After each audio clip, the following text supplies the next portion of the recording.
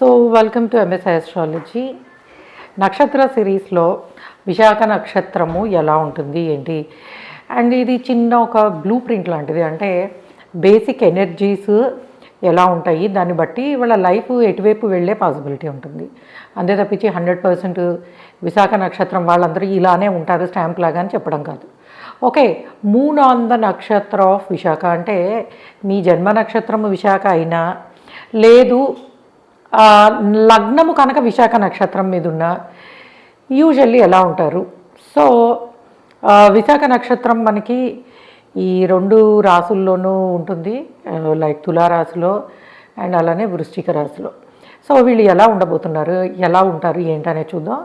Coming to the personality and appearance, వీళ్ళు 2 విధాలుగా, అంటే కొంతమంది ఏమో మంచి హైటు పర్సనాలిటీ అండ్ కొంచెం ఫ్యాట్గా ఉండే పాసిబిలిటీ ఉంటుంది.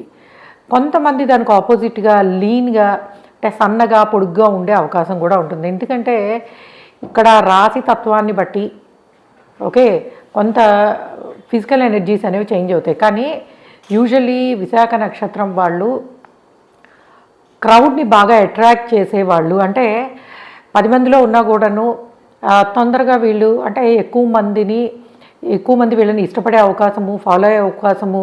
కొంతమంది చూడండి చూడగానే అట్రాక్టివ్గా అనిపిస్తారు, మనకి తెలిసినట్టు అనిపిస్తారు. సో అలానే లేదు వీళ్ళు జెన్యూన్గా ఉన్నారు, మనకి మంచి సలహాలు లేదా మంచి గైడెన్స్ ఇస్తారని కొంతమంది చూడగానే అనిపిస్తుంది. సో అటువంటిది విశాఖ నక్షత్రం వాళ్ళు ఆ విధంగా కనిపిస్తారని చెప్పచ్చు. అంటే యూజువల్లీ ఎక్కువ మంది ఫ్రెండ్స్ క్రౌడ్ ఈ విధంగా ఉండే పాసిబిలిటీ అనేది ఉంటుంది. అండ్ యూజువల్లీ విశాఖ నక్షత్రం వాళ్ళు హార్డ్ వర్కింగ్ పీపుల్ అని చెప్పచ్చు. ఎందుకంటే వీళ్ళలో ఉండే స్వభావము చాలా జెన్యూన్గా ఉండడానికి ప్రయత్నిస్తారు, రైట్ నాలెడ్జ్ని ఫాలో అవుతారు.